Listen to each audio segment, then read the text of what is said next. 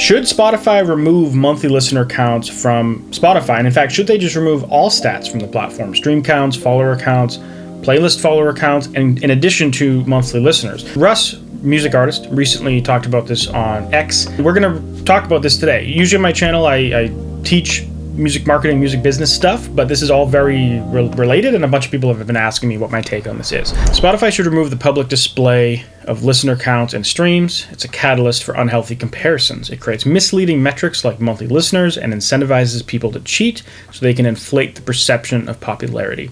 Hiding the numbers would reduce the pressure to compete on inauthentic metrics and encourage a focus on the music itself. Look at Apple Music. There are zero convos about how music is performing on there or if streams are fake because you don't know, LMAO, as it should be. And that part is super true. There is something kind of liberating on Apple Music when you're going around and listening to music. You have no idea how popular it is. And I've actually found several artists on there, fallen in love with them. Later, listen to them on Spotify and be like, whoa, this band is like way smaller than I thought. And I'd like to think that that wouldn't taint my perception, but it probably does subliminally. It's nobody's business how the music is performing outside of the artist and their team. We live in this weird time where everyone feels entitled to know everyone's business because of social media. I get it though, from Spotify's perspective, having the numbers public makes it a sport, which in turn drives engagements. And that is both a good part and a bad part about the numbers on Spotify. That is one of the pros and the cons.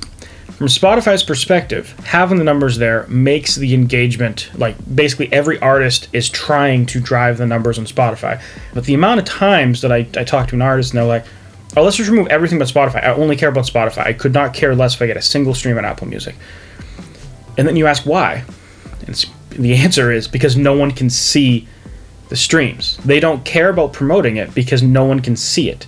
Now, in terms of the good aspect of the numbers, Spotify is really good at motivating artists to continually promote their music, and they also add all these social elements to the numbers and the promotion of that music.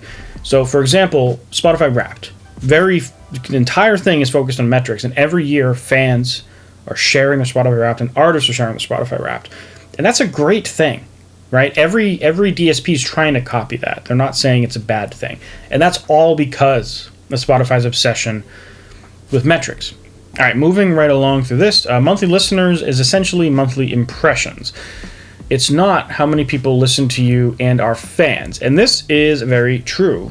You can look at someone's monthly listener count and think they're really popular, but in reality, they're just on a bunch of playlists right now. And they can be real playlists too. I'm not saying that it's fake. It's just that it's overinflated. They might have, let's say they have 100,000 monthly listeners, but let's say 80,000 of them are passive playlist listeners. They're still real people, but they're people who have heard that artist one time this month and very likely don't even know their name because they just listened on a playlist. It could be algorithmic, it could be editorial, it could be user, doesn't matter. Versus someone who has most of their 100,000 coming from active listening sources, people searching their name, going and listening to them, and maybe that monthly listener listens to them 10 times that month or 100 times that month. In terms of the monthly listener number, it doesn't matter if someone listens to one song for 30 seconds or 100 songs all the way through. They're still just one monthly listener. The monthly listener count is just how many unique people have listened to this artist in the last month. It has no measure of quality. And in some ways, that's still helpful because it kind of lets you know vaguely, how popular an artist is. But you don't see the fluctuations over time, and you don't see how many of them are active or passive. So it has no bearing on how many people show up to shows, or how many people will buy something, or how much money the artist makes. 30 seconds is how long a song has to be played for it to be counted, meaning if you have a playlist and shuffle and you skip a song after 30 seconds, you're technically a listener of that artist, even though you didn't seek their music out, nor did you even keep listening after 30 seconds. Which again is basically what I just said. I guess I got ahead of myself there. But the amount of streams matter in terms of how an artist gets paid. But the monthly listener has no bearing on that. The monthly listener has no bearing on the quality of things. And I want to show you something real quick just to drive this point home about the quality of listeners.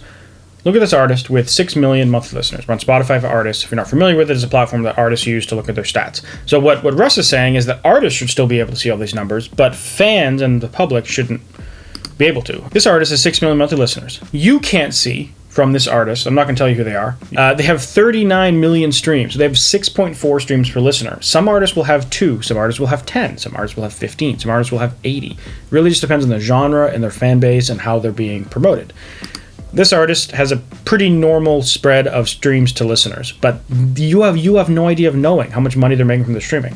I do, because I can see the stream, and even still, I don't know how much exactly they're making, but I know roughly how much they're making because of the stream count. What you also don't know is how many saves and playlist ads they're getting. You know how many followers they have, but you don't know these 2 metrics. These are also, like, stream per listener, save rate, playlist ad rate, or intent rate, as it's called. You have no way of knowing looking at the numbers from the outside in. So this 6 million could be entirely fluff and just passive, or it could be very active. And there's another way to break this down. If we look at source of streams, we have all these different categories we can look at. And just very top level, we can look at active versus programmed. In this artist, they have much more streams coming from active than programmed. Programmed is like playlists, algorithmic playlists, third-party user playlists, editorial playlists by Spotify.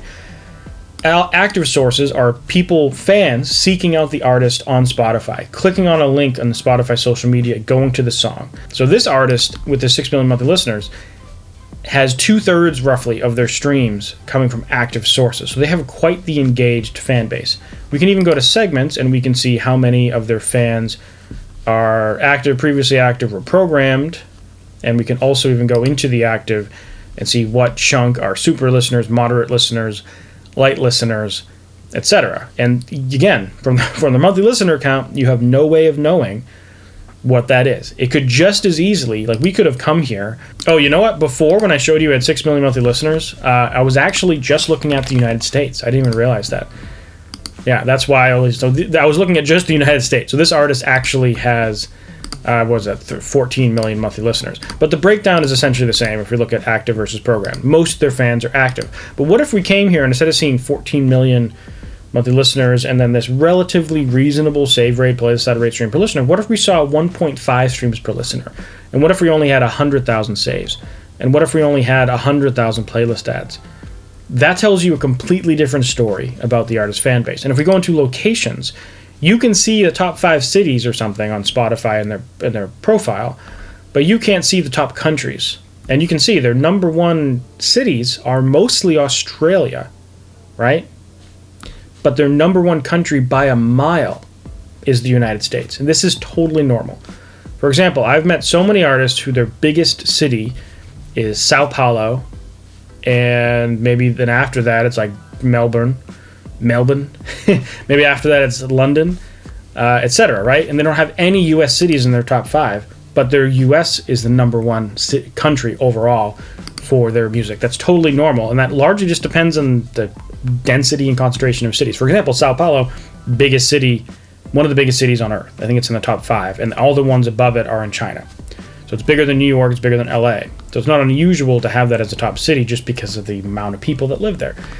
So should Spotify remove monthly listeners? Honestly, I think it would probably be better for artists, musicians, fans. It'd be better for the music. I just don't think it'll happen.